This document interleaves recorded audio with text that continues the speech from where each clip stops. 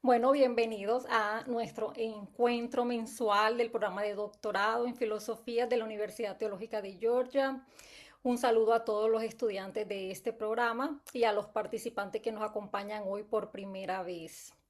Nuestro invitado de hoy es Ricardo Ester, que ya ha estado con nosotros en un par de ocasiones hablando del luteranismo y la reforma protestante. Hoy estaremos hablando un tema muy diferente, que es la Inquisición, un evento que tuvo lugar entre los siglos XIII y XIX. Ricardo Ester es mexicano, nació en el seno de una familia judía, húngara y polaca. Desde muy joven decidió dedicarse a la música y la literatura, habiendo cursado la licenciatura en piano en el Conservatorio Nacional de Música de México, así como la licenciatura en literatura dramática y teatro en la Universidad Nacional Autónoma de México. Tiempo después terminó una licenciatura en Ciencias Políticas y Administración Pública. Ha sido escritor de literatura política, así como consultor en ese rubro por más de 20 años, a la vez que ha continuado con su labor de escritor de literatura en diversos géneros. A los 19 años se convirtió al cristianismo en su versión bautista reformada, en la que fue bautizado. Posteriormente optó por el luteranismo, siendo confirmado oficialmente en esa fe más adelante. A los 21 años ingresó a un seminario de corte calvinista, del cual se retiró por considerar que no tenía vocación pastoral. Volvió a intentarlo en el seminario luterano más de 20 años después, pero solo para confirmar esa falta de vocación pastoral. Ha impartido cursos de diversos temas de historia, geopolítica y literatura y ha escrito alrededor de 50 libros, incluyendo poesía, novelas, cuentos, obras de teatro y ensayos de diversos temas, así como tratados de eclesiología, escatología milenial, apologética, soteriología y hasta de jardinería. Bueno, Ricardo, vamos a adentrarnos en el tema que nos incumbe hoy. A mí particularmente me gustan los temas actuales, pero también esos eventos que tuvieron lugar en la historia, como es el caso de la Inquisición. Y hay personas que no saben que la Inquisición se llevó a cabo en diversos países y en épocas diferentes.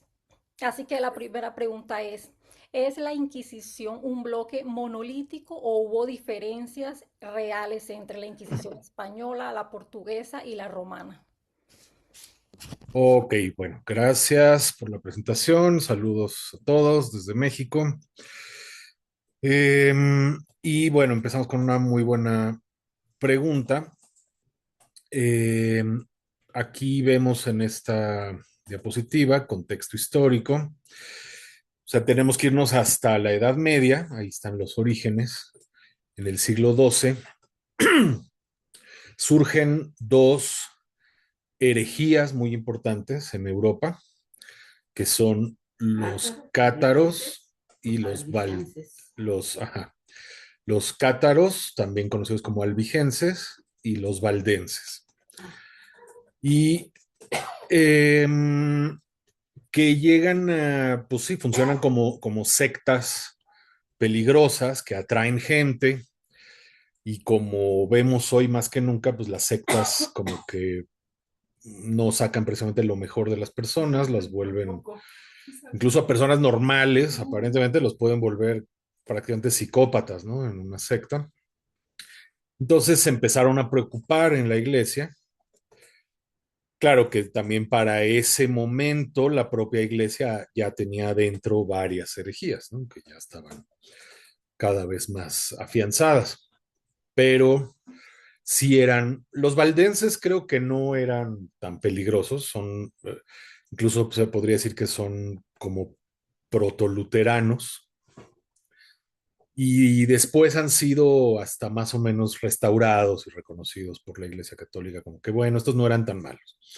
Pero los cátaros sí estaban medio cucu y sí eran violentos.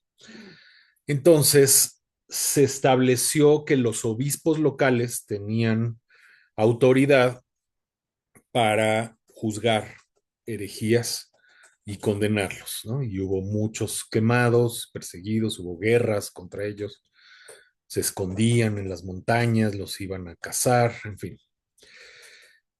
Eh, El que formaliza este esquema es, ahí aparece Gregorio Noveno, o Nono, que es una forma antigua de decir noveno, y confía a los dominicos el trabajo de hacer estos juicios y de estas investigaciones.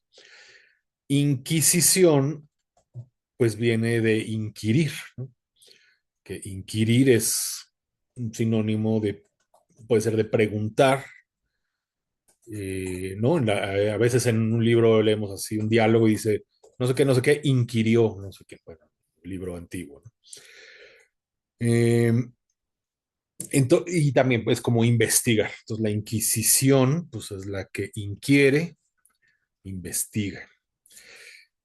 Eh, y se mantuvo así un buen tiempo, digamos, como una cosa totalmente fragmentaria que ocurría a nivel de cada feudo, coordinada por el obispo local, hasta que surgen dos personajes en España, un dominico que se llamaba Alonso de Ojeda y un arzobispo Pedro González de Mendoza, que fueron a convencer a la reina Isabel y al rey Fernando, Isabel de Castilla, Fernando de Aragón, los famosos reyes católicos, les fueron ahí con el chisme de que pues creemos que algunos conversos judíos en realidad siguen practicando el judaísmo en secreto.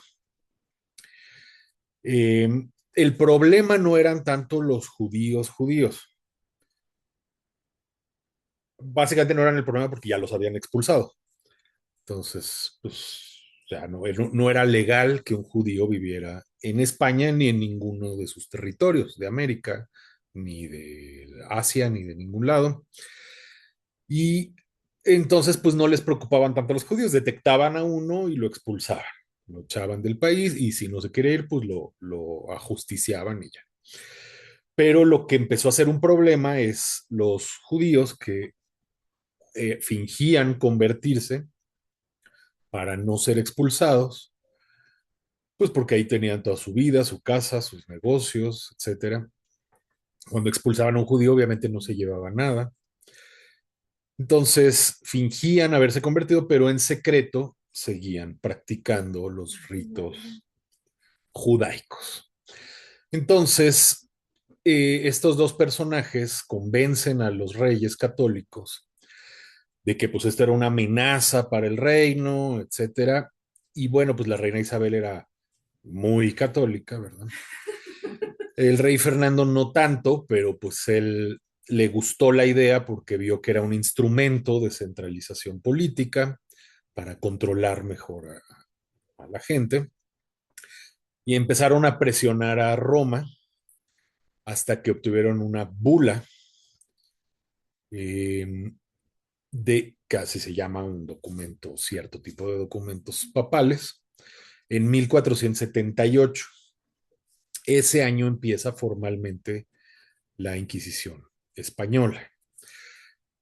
Y en ese momento surge el personaje más famoso de toda la Inquisición, que es que era un monje, un prior del convento de Santa Cruz de Segovia, y era el confesor personal de la reina Isabel, que se llamaba Tomás de Torquemada. Fray Tomás de Torquemada. Así una especie de, es visto como un Hitler, ¿no? Así, por la comunidad judía. Y bueno, pues no es para menos, sí fue un personaje bastante nefasto, que vivió de 1420 a 1498, que para la época pues fue bastante. Y él es nombrado inquisidor general en 1483. Y entonces él se dedicó a sistematizar todo, redactó las instrucciones que codificaron todo el procedimiento inquisitorial. Todo estaba así minuciosamente redactado, cómo hacer un juicio, hasta las formas de tortura estaban minuciosamente detalladas y por eso es que hoy se sabe cuáles eran las que se usaban y cuáles no. todo eso que si vamos a un museo así de tortura, vamos a ver un montón de instrumentos terroríficos, un ataúd con picos y una silla también con picos y bueno, toda clase de instrumentos del terror. La verdad es que no se usaban esos. Todos esos son inventos del siglo XIX. Había tres métodos que sí se usaban y no se usaban realmente como castigo, sino para sacar las confesiones. Cuando alguien no quería confesar, entonces lo invitaban a pasar, amablemente, ¿no? Amablemente lo invitaban a pasar al potro, o a la, ¿cómo se llama este otro? La garrucha, o el agua. Eran las tres que sí se usaban. Todas las demás que ven en los museos no se usaban. La garrucha. La garrucha es que te amarraban las muñecas por atrás y te colgaban de una cuerda. Y, ajá, pero lo peor no era eso, sino lo peor era que te soltaban y pum, y luego jalaban. O sea, eso dislocaba los hombros. En el reglamento decía que no podía, que bueno, no podían poner en peligro de muerte al torturado, que no podía derramarse sangre. Si se derramaba sangre, tenían que parar inmediatamente porque la iglesia no puede derramar sangre. Ay, qué lindo. Y ¿qué otra? O les echaban agua. Con un embudo. Sí, con un embudo. Tampoco estaba muy agradable eso. Eso sí, siempre había testigos. O sea, no era así un calabozo ahí subterráneo del terror, así como que te metían y te hacían lo que querían. No, había testigos, había siempre un notario que tenía que registrar todo, porque esas confesiones, una vez que ya confesaban, pues el notario tenía que registrarlo y tener fe pública. Y también había un médico presente. Si el médico decía que había que parar, paraban. Bueno, ¿qué más sucede por esta época?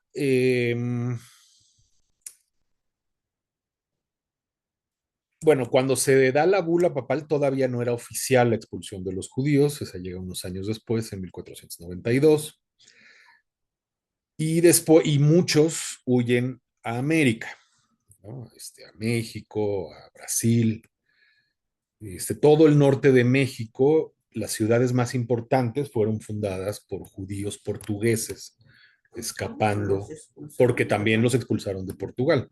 ¿En qué año los expulsaron? 1492.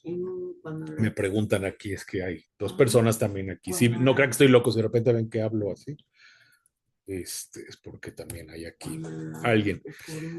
Sí, el mismo año del descubrimiento de América, pues fue una coincidencia. También ese año expulsan a musulmanes y judíos. Hubo otros inquisidores generales muy notables, como Diego de Beza, Francisco Jiménez de Cisneros, que era este cardenal, el famoso cardenal Cisneros, un tal Fernando de Valdés, que fue el que hizo el primer índice de libros prohibidos en 1559. Y bueno, fue uno de los golpes más duros a la vida intelectual española. Si ustedes se fijan, los españoles, pues eran el gran imperio de esa época, enorme, y sin embargo no tenían los avances tecnológicos que normalmente tienen los imperios. Los imperios pueden ser sistemas bastante malignos políticamente, pero también se caracterizan por tener muchos avances tecnológicos, ¿no? Piensen, por ejemplo, la URSS, pues era un imperio maléfico, pero hubo muchos avances científicos y tecnológicos. Eso ahorita no nos vamos a poner a decir por qué, pero hay razones por las que los imperios normalmente tienen eso. O son grandes potencias culturales. En el caso de España se quedó atrasada. No, o sea, representó un gran imperio político, pero económicamente siempre tuvieron problemas. O sea, ese mito de que se robaban el oro y por eso eran muy ricos y no sé qué, no es cierto. Siempre estaban Obviamente, bueno, el rey de España y los nobles pues sí eran ricos, pero la gente no. Eso no se traducía en riqueza para la gente. En fin, una de las razones por las que hubo este atraso científico y tecnológico en España fue precisamente por la Inquisición. O sea, perseguían a la ciencia, perseguían al... Y eso no es mito, porque, a ver, aquí hay que hablar de otra cosa. Existe una leyenda negra de la Inquisición, pero también existe una leyenda rosa, y ninguna de las dos es cierta. Miren, vamos a... Tengo aquí un problema de cómo acomodar mi pantalla para ver todo al mismo tiempo. Ah, no, que estoy acomodando la pantalla para poder ver todo al mismo tiempo. Ahí ya está. Ok. Entonces, bueno, aquí en esta línea vemos que en 1536 también Portugal establece su propio Santo Oficio tras presión diplomática del rey Juan III. El Papa fue fácil que se las dé a los españoles, pero no fue tan fácil para los portugueses por cómo era la relación entre el papado y la monarquía portuguesa, pero el rey Juan III insistió tanto, dijo, ¿cómo nos vamos a quedar atrás de quemar gente? Y no sé qué. Ah, no, pues, y ya le dieron. Bueno, dijo, ¿cómo nos vamos a quedar atrás de estar quemando a gente, pessoas? Bueno, entonces en 1536 le dan su bula. Y luego hasta 1542 se funda también la Inquisición romana. Entonces, bueno, eso responde, había tres Inquisiciones, que no, tampoco hay que confundir con la vieja Inquisición medieval del siglo XII contra los cátaros o albigenses, eh, sino que ahora ya son organizaciones, en el caso de Roma, dependía directamente del papado y era más teológica, perseguía más herejes, protestantes, su principal énfasis, como dice ahí, era el protestantismo y toda clase de herejías similares, según ellos, y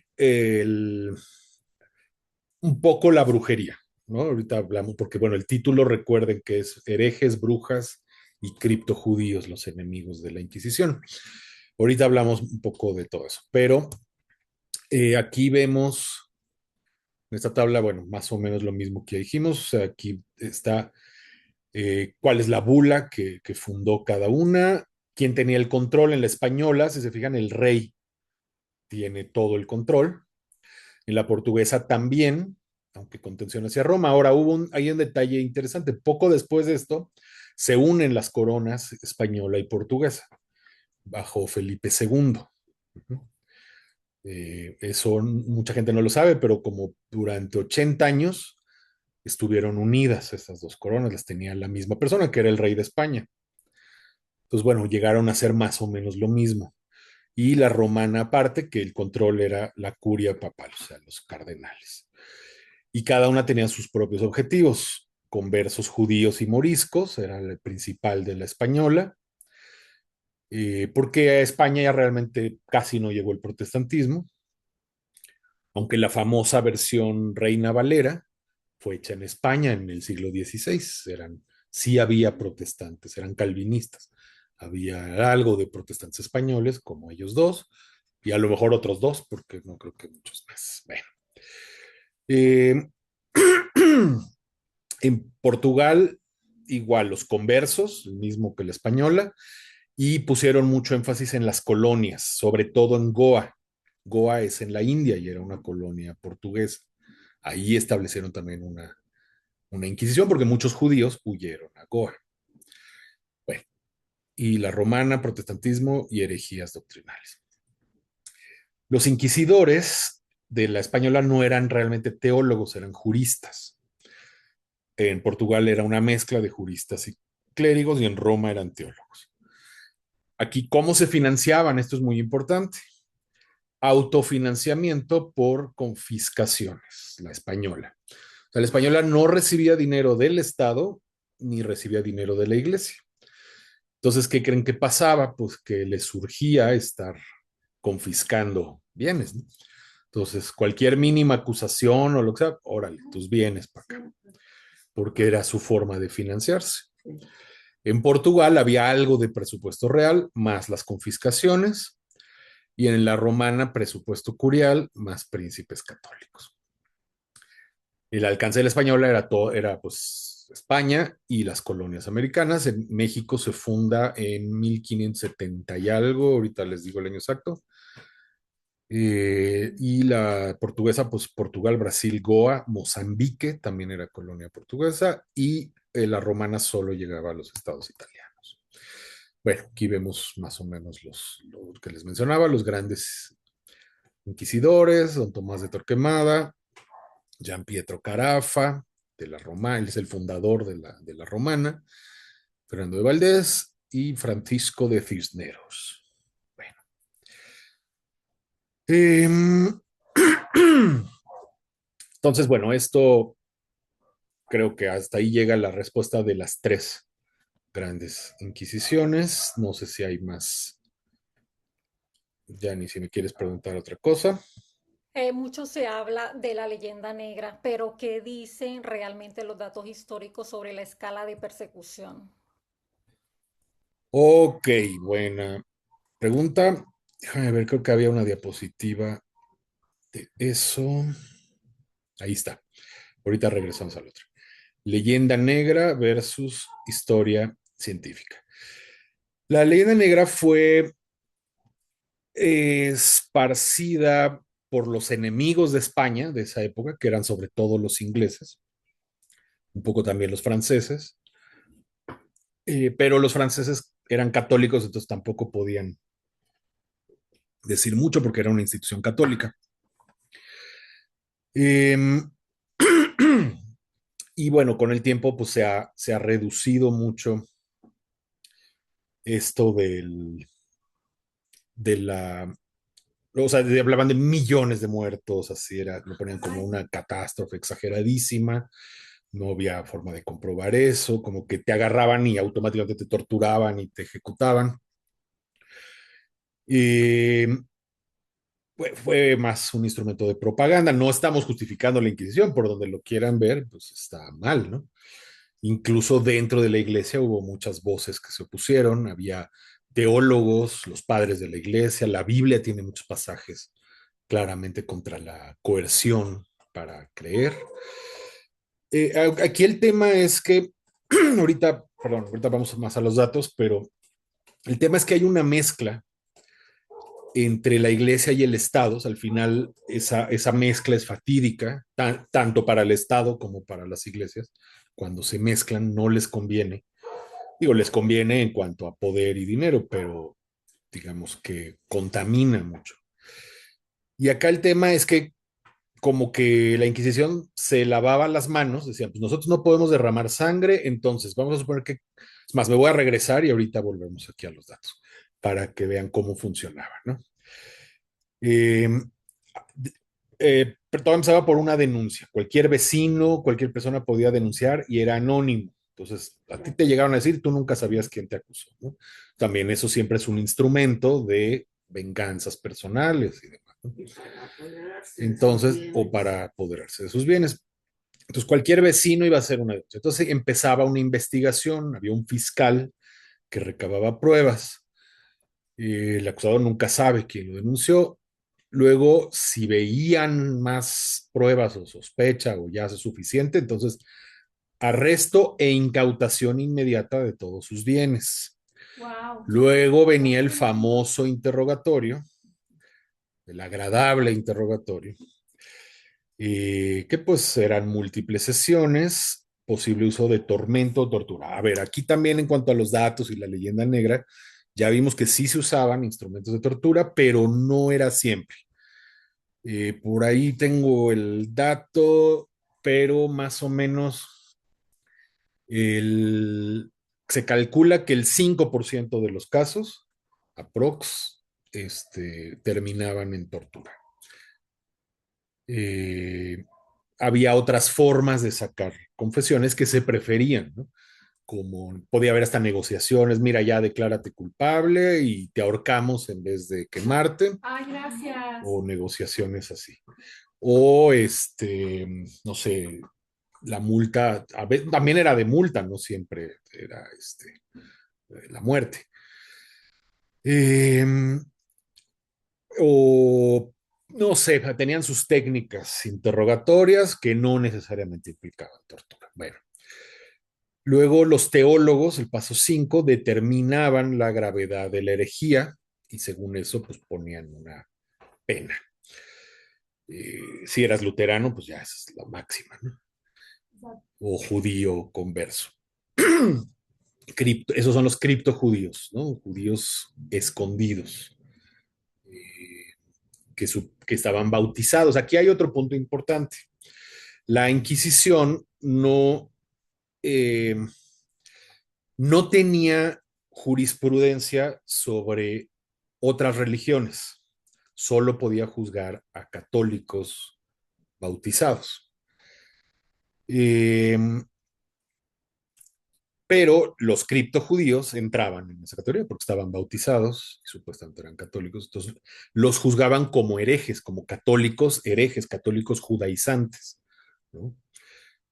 Hubo un dilema cuando se estableció la Inquisición en México, por ejemplo, muy pronto ejecutaron a un indígena, que incluso era de sangre real azteca, porque se había bautizado, pero descubrieron que seguía adorando ídolos, entonces lo ejecutaron.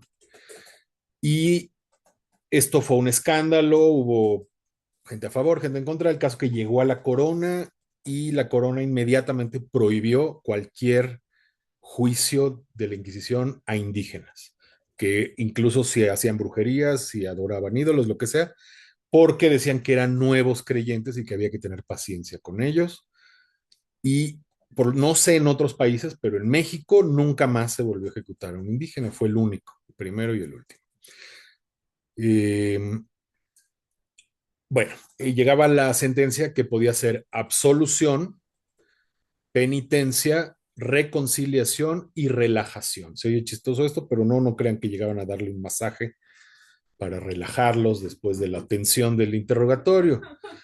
De hecho, relajación era todo lo contrario. Significa, veamos el paso 7, o más bien abajo, dice 2 al 4%, relajación al brazo secular. A esto lo vamos a explicar. Bueno, el término relajación, pues no, no le vamos a hacer caso, simplemente significa entregar, liberar, o sea, ya no es parte de la Inquisición. ¿Por qué? Porque una vez que se le da la sentencia, si era la sentencia máxima, incluso se le excomulgaba por completo y ya era como si no fuera bautizado, como si no fuera miembro de la iglesia. Entonces ya la iglesia, supuestamente la iglesia te protegía, o sea, mientras estabas dentro de la Inquisición, procesado, pues estabas protegido por la iglesia. Pero una vez que se daba esta sentencia máxima, ya no estás protegido y entonces te entregaban al brazo secular. El brazo secular es el Estado, porque el Estado, aquí es donde está la confusión de la que les hablaba hace rato, el Estado castigaba la herejía. O sea, la herejía se castigaba con destierro, depende del grado, ¿no? Con cárcel, multa, destierro o pena de muerte. Eso era común en las leyes de la época, que bueno, tenía una lógica que no estoy diciendo que esté bien, pero tenía la lógica de que los estados comprendían que las herejías formaban sectas. Necesariamente una herejía forma una secta. Y de hecho en griego es la misma palabra, jairesis, es secta o herejía. Y las sectas son peligrosas y sí ponen en riesgo al Estado, eso es un hecho. Hoy lo vemos más que nunca, sabemos la secta, bueno, no vamos a decir nombres, pero vemos muchas sectas que en realidad son una, que de verdad está haciendo tambalear el orden mundial, ¿no? Entonces, esa es la razón que daban los estados para perseguir la herejía y no existía el concepto de libertad religiosa. Prácticamente ningún estado tenía libertad religiosa. Entonces, si te relajaban al brazo secular, significa que ya vas directo a la ejecución. Y ahí había opciones. Ya una vez que estabas ahí, ya no había marcha atrás. Antes de la sentencia, siempre había chance de arrepentirte. Ahora, si te arrepentías y abjurabas, esa es la abjuración, es decir, ya me retracto de mi herejía, igual ibas a tener cierto castigo, pero no ibas a llegar a la pena de muerte. No podían incautarte los bienes, multarte, lo que sea. Como vemos aquí, el verde dice rara absolución. Podía llegar a haber una absolución total si te encontraban inocente. Hay un escritor español de esta época muy famoso, que es Fray Luis de León, que estuvo preso 6 años por la Inquisición en un juicio, que la acusación era que tradujo la Biblia, tradujo el Cantar de los Cantares, y estaba prohibido traducir la Biblia al español. Entonces lo encerraron 6 años por traducir la Biblia, y después dijeron, bueno, usted disculpe, ¿no? Él dijo, sí la traduje, pero para mi uso personal y no sé qué.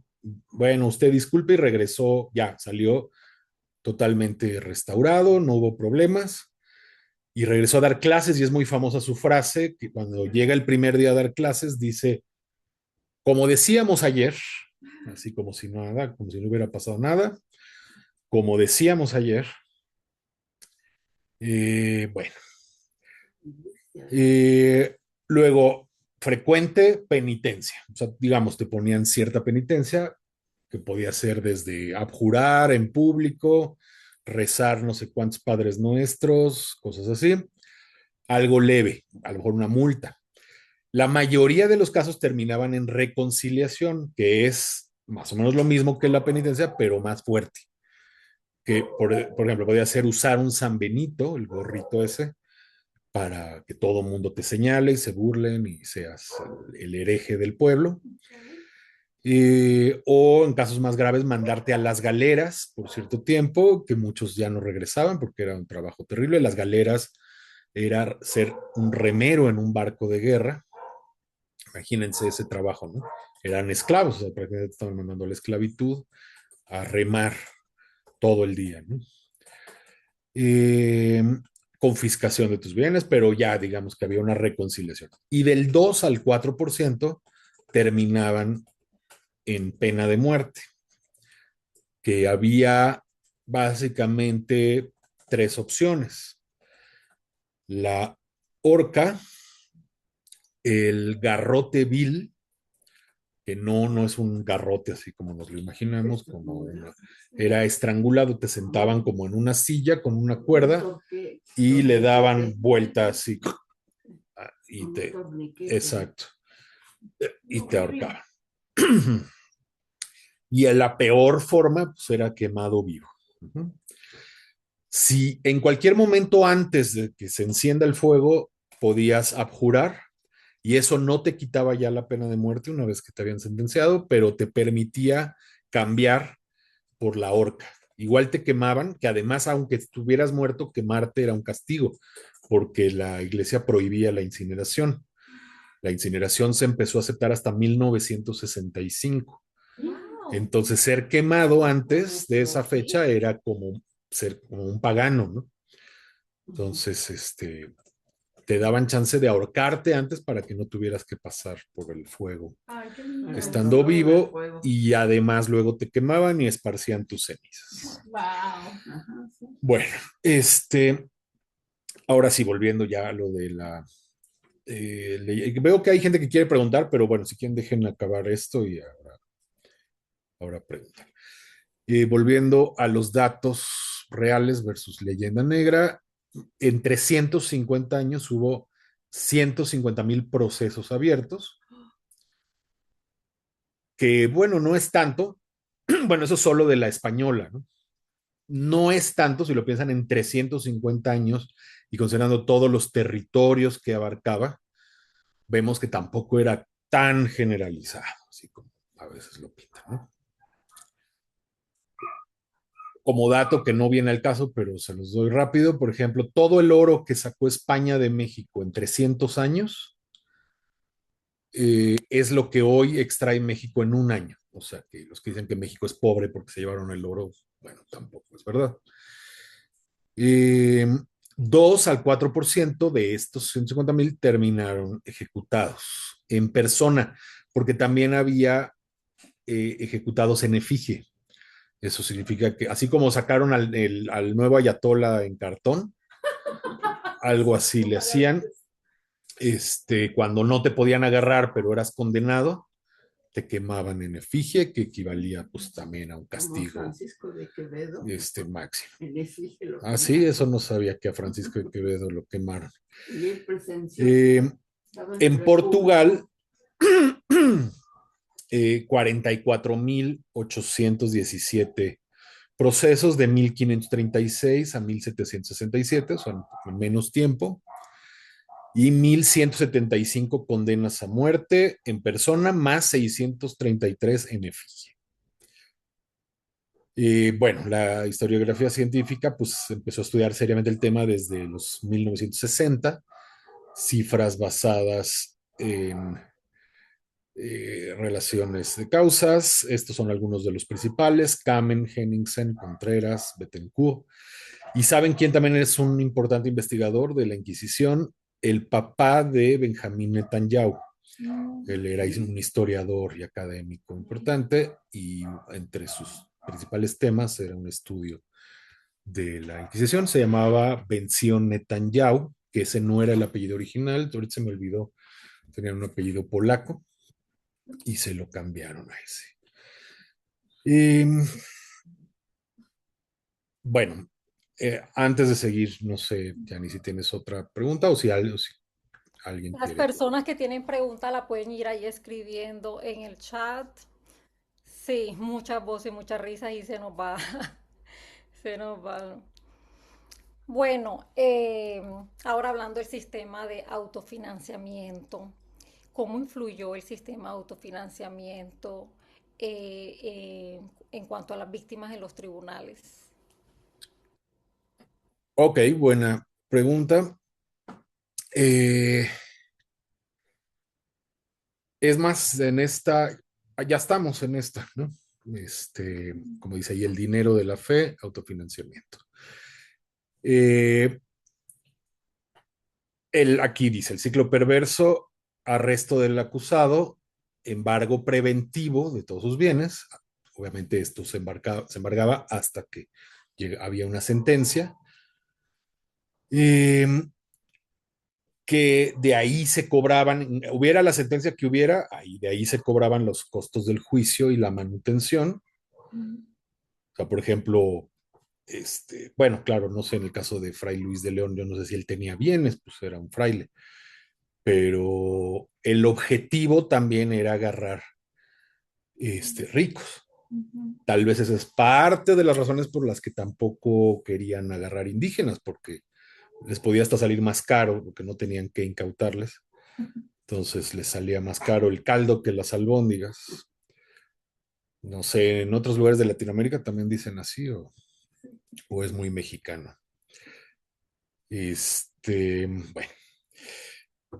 Luego ya, si la condena era de culpabilidad, los bienes pasaban al fisco inquisitorial, eh, y bueno, el tribunal, digamos, ya no necesitaba financiamiento de otros lados, entonces se iba haciendo más autónomo, pero entonces por eso es un ciclo, porque entonces necesitaban continuar todo el tiempo con esto. Entonces, como vemos aquí, el objetivo era conversos ricos, ese era el número uno, ¿no? Porque además estos judíos conversos casi todos eran ricos. No sé por qué, yo debo ser el único judío pobre, pero bueno, me tocó. Eh, y entonces, por ejemplo, mercaderes en Sevilla, Lisboa. Les digo que en México también eran ricos todos estos judíos portugueses que escaparon, como los Carvajal, los Madero. México tuvo un presidente, para los que no sepan, los que no son de aquí, muy famoso, que se llamó Francisco Ignacio Madero, en 1911 a 1913, murió asesinado. Él era de una familia muy rica del norte de México, de Coahuila, y eran judíos, criptojudíos, y productores de vino muy famosos. El vino mexicano más famoso se llama Casa Madero. Bastante bueno, por cierto. Y otro presidente mexicano, poco después, bueno, casi inmediatamente después, Venustiano Carranza, sí, así se llamaba, también eran criptojudíos de Coahuila. La ciudad de Monterrey, la tercera ciudad más poblada de México, fue fundada por estos criptojudíos portugueses, que la mayoría terminaron quemados por la Inquisición.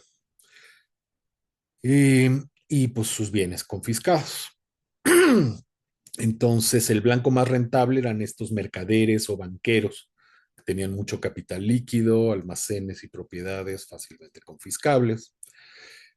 Eh, Ahora, esto, como les decía hace rato, era darse un balazo en el pie. Normalmente un país que... ¿Por qué se pintó eso? No sé. Ahora se está pintando. Aquí a los judíos Ay. se da un balazo en los pies. Sí, cuando expulsa un país a los judíos, normalmente es darse un balazo en el pie. Espérenme, porque no sé cómo borrar esas rayas. Como el Echeverría. Me imagino que con undo. ¿Y dónde está el undo? Bueno, vamos a seguir, aunque sea con las rayas, porque se va el tiempo. Ahorita busco. Sí, las Tenemos ven ya ustedes, varias ¿no? preguntas, Aquí, por ejemplo, un comentario de José dice, hay un museo réplica de la Inquisición en Perú, creo que en México tiene una y Colombia. Ok, no conozco el de Perú, no conozco el de Colombia. En México sí se llama Museo de Memoria y Tolerancia, pero no es muy exacto. O sea, sí tienen el potro y las cosas que son de verdad, pero no, también tienen el ataúd con picos y todas estas que no son verdad. Pero bueno, vale la pena ir y leer los letreros y todo esto, ¿no? Sí. ¿Alguna otra? Y mientras me sigo fijando si hay cómo quitar esas rayas. Carlos Molina dice, hubo también Inquisición protestante y más grande que la católica. No sé si es un comentario o una pregunta. No, o sea, así como tal, una inquisición, no. Una institución dedicada así masivamente a juzgar la herejía y demás, no. Eh, pero eh, eso no quiere decir que no ejecutaran gente. Los estados protestantes tenían también leyes contra la herejía. Por ejemplo, en Ginebra, calvinista, ejecutaron a Miguel Servet, que era un charlatán, sí lo era, un pseudo médico, medio brujo, no sé qué, un auténtico charlatán. Pero bueno, y además ya le habían dicho, también son tercos los charlatanes, ¿no? Y los herejes, ¿no? A él ya le habían dicho que no volviera a Ginebra, le habían dado chance de que se fuera, y le dijeron, nunca vuelvas a Ginebra. ¿Y qué es lo primero que se le ocurre hacer? Pues volver a Ginebra. Y luego Calvino lo Y mandó entonces lo quemaron. También se perseguía a los anabaptistas, que eran como los abuelos de los actuales bautistas, gente que decía que no hay que bautizar bebés, que hay que volverse a bautizar, etcétera, y entre otras cosas radicales, no creían en el gobierno, en el Estado, eran un poco también como testigos de Jehová, una cosa así. También eran muy perseguidos en los países protestantes, pero no existía como tal una Inquisición. Hablando otra vez de la leyenda negra y rosa, los apologistas católicos muchas veces dicen, no, por ejemplo, los protestantes quemaban más brujas que nosotros, ¿no? Y ahí hay un detalle interesante. La Inquisición, por ejemplo, la Inquisición española casi no quemaba brujas.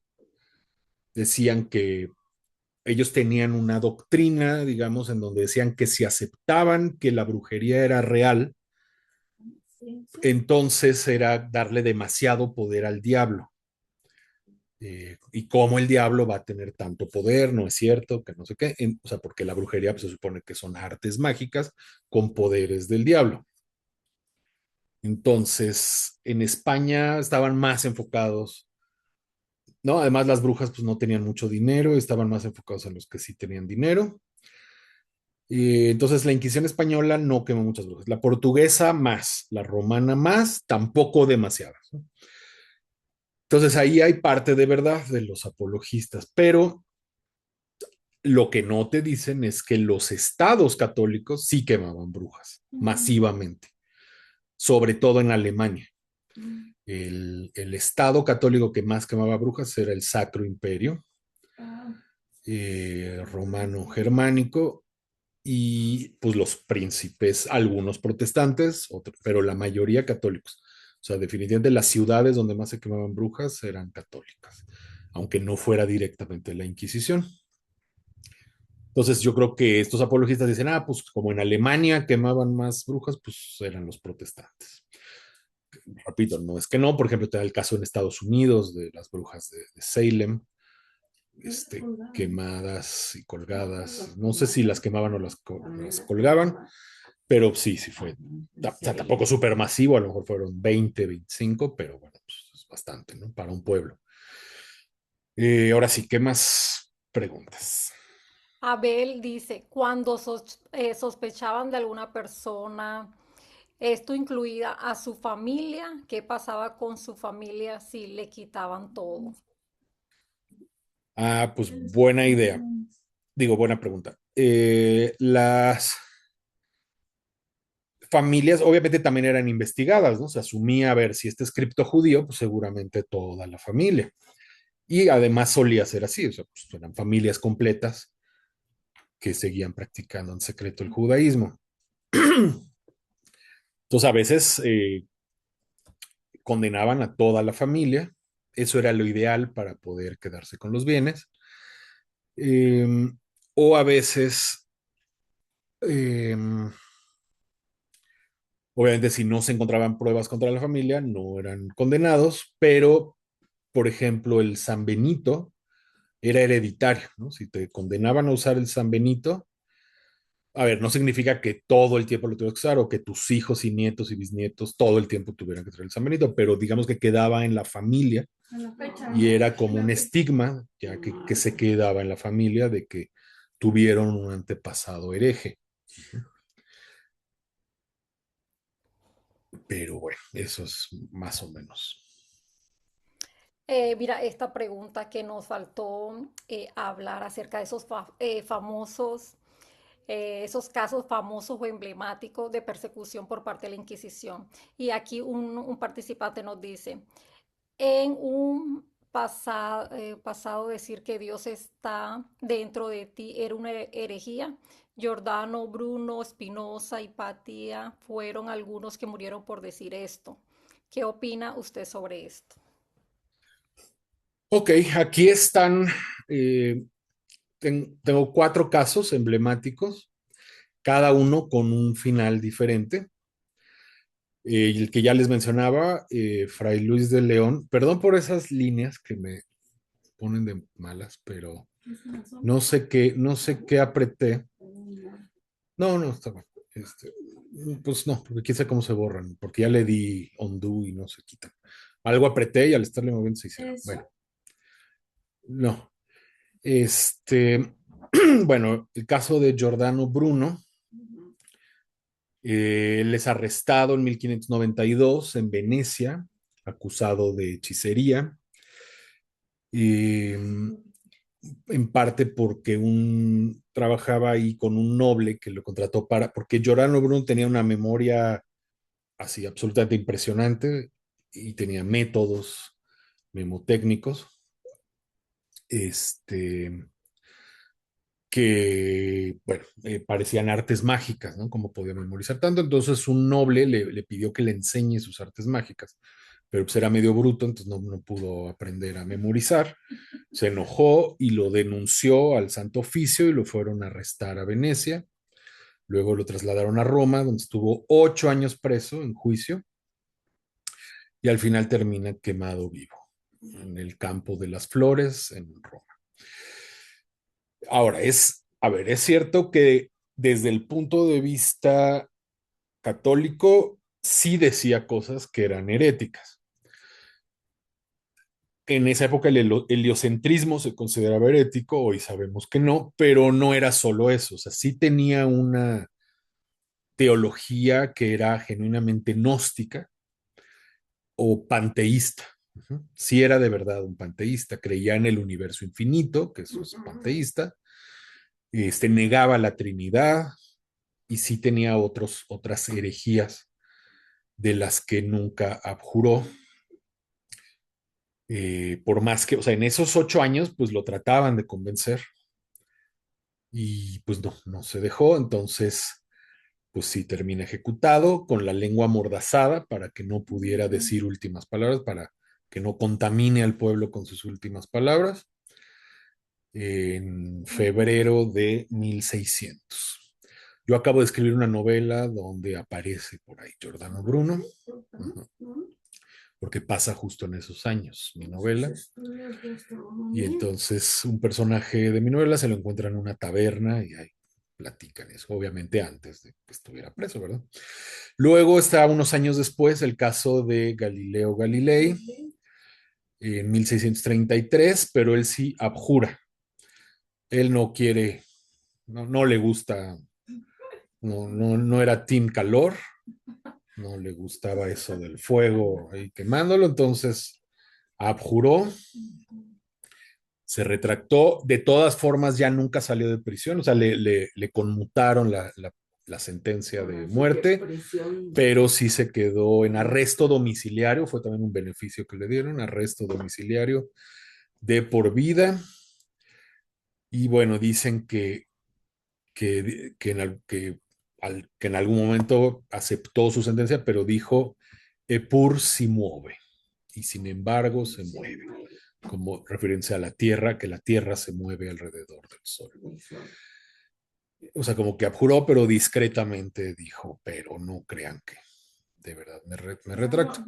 Y tenemos el caso de un tal García de Horta, que eh, era un judío portugués converso, que escapó a Goa, lo que les decía, a la India. Su hermana fue apresada, torturada, confesó que eran judaizantes. O sea, en esa época no existía la palabra criptojudíos, les decían judaizantes. Y dijo que su hermano también, nada más que el hermano ya estaba muerto, entonces es condenado póstumo. Y su caso es famoso porque exhumaron sus huesos, o sea, así como castigaban en efigie, pues a él lo castigaron en huesos, extrayeron sus huesos, los quemaron, confiscaron su herencia y esparcieron sus cenizas por judaizante. Esta fue la Inquisición portuguesa. Sí, sí era. Sí, sí era. A ver, ¿cómo vemos esto? A ver, ¿hay otra pregunta? Tenemos una pregunta de Edwin. Dice, ¿qué papel jugó las escrituras durante la Inquisición española y si se consideraba herejía el leer o estudiar las escrituras? Bueno, las escrituras estaban en latín precisamente para que nadie las leyera. Si tú eras un erudito como Erasmo de Rotterdam, podías solicitar un permiso para leerlas en latín y te lo daban. Eh, pero tú agarrar la Biblia y traducirla no se podía. En Inglaterra quemaron a John Wycliffe, ¿era John? Bueno, creo que sí, Wycliffe, por haber traducido la Biblia al inglés. Esa fue su culpa y lo quemaron vivo. Eh, y bueno, no fue la Inquisición porque la Inquisición no estaba en Inglaterra, pero como les digo, los estados también operaban, eran teocracias, también operaban con leyes religiosas y castigaban cualquier herejía. Y en esa época Inglaterra todavía era católica. Fue 100 años antes de la Reforma. Entonces sí, estaba totalmente prohibido traducirla. Solo existía en latín. Había una sola versión oficial, que era la Vulgata, traducida por San Jerónimo. Y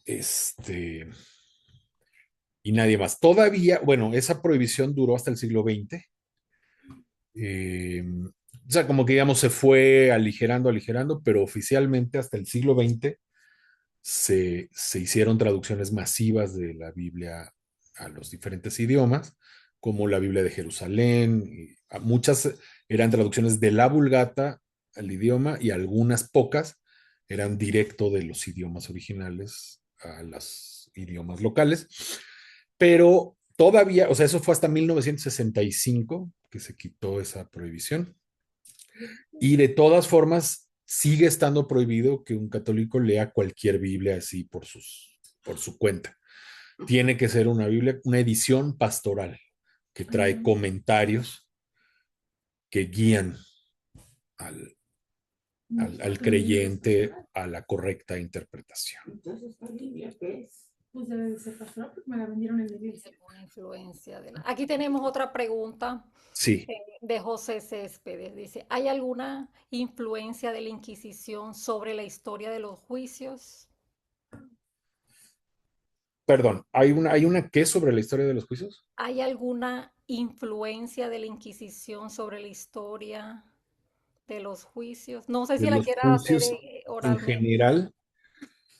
Esa pregunta, la verdad, no la sé, pero yo, o sea, puede ser que sí, en el sentido de cómo trabajaron durante esos 350 años en, digamos, meticulosamente ir eh,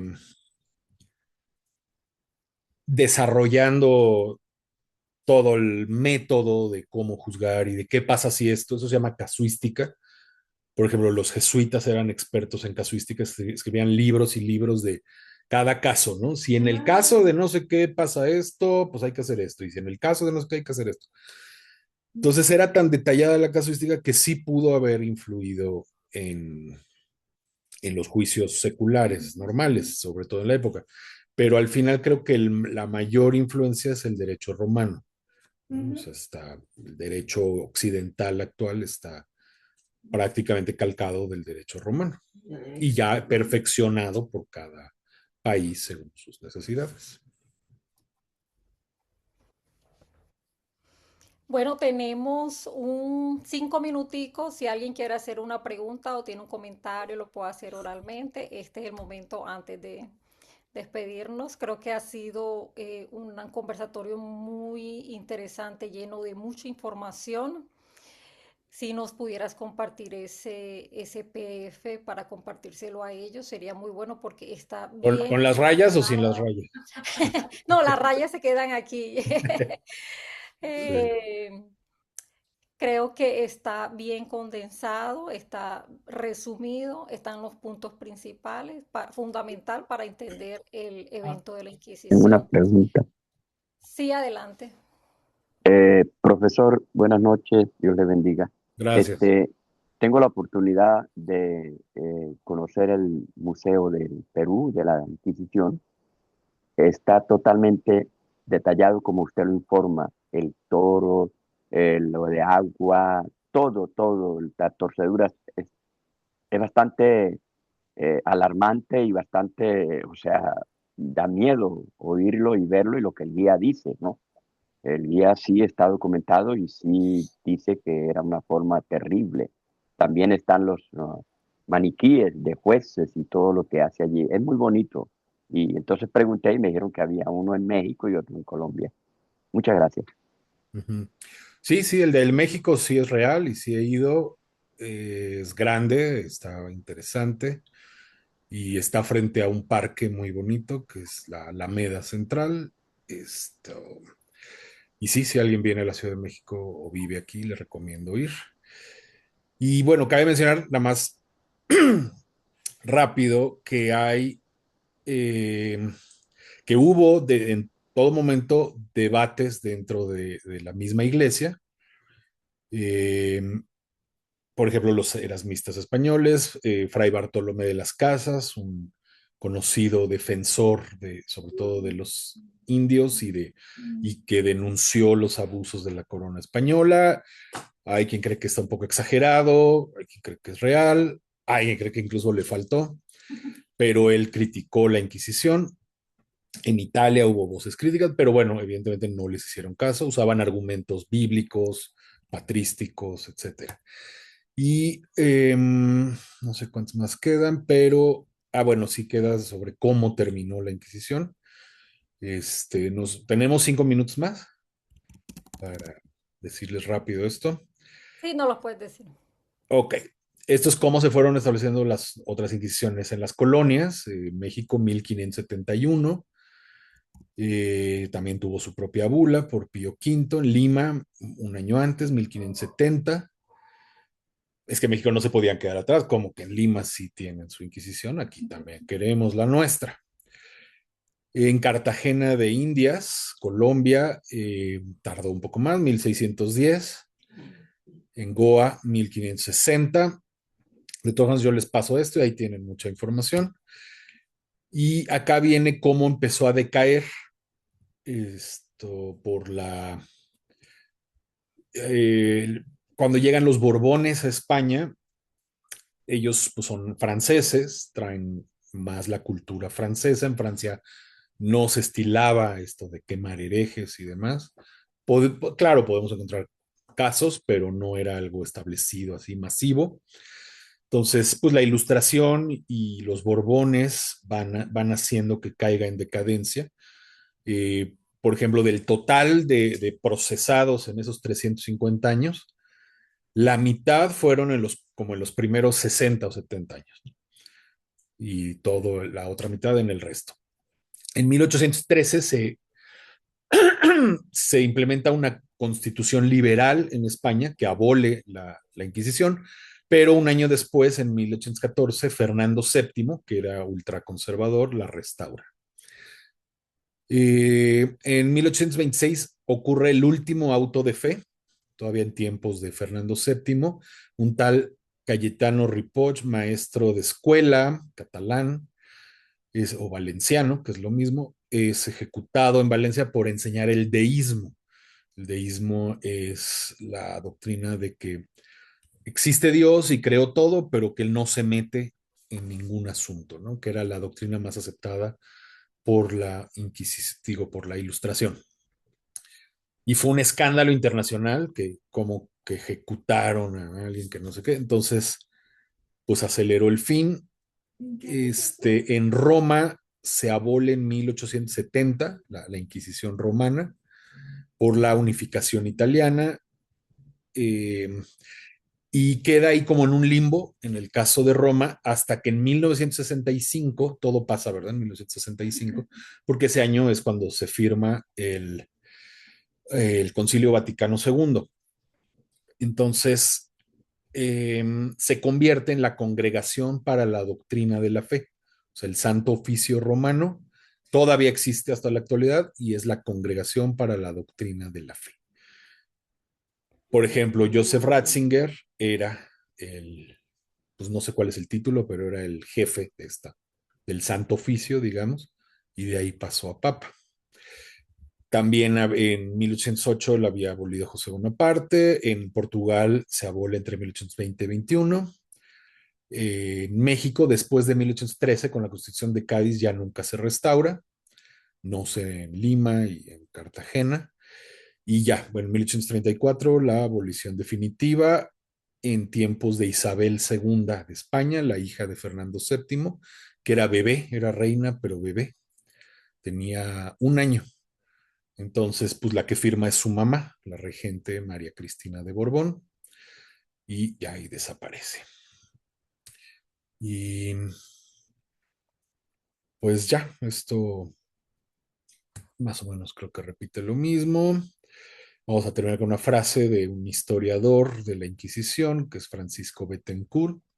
Dice, el verdadero poder de la Inquisición no residía en el número de hogueras, sino en su capacidad para moldear la conciencia colectiva a través de la censura, la delación y la exclusión social. O sea, era la Gestapo del Imperio Español, tal cual, como la policía secreta, que cuidadito y te lleguen a tocar la puerta de tu casa porque estabas en problemas.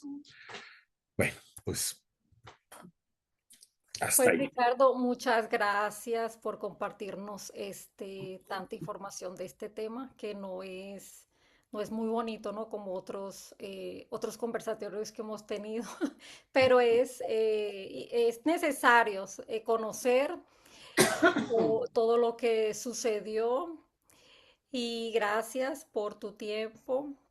Gracias por compartirnos esto. Gracias a ustedes por estar aquí. Nuevamente nos vemos el próximo mes con otro tema. Gracias a todos. Que tengan una feliz noche. Bendiciones. Bye. Gracias. Gracias.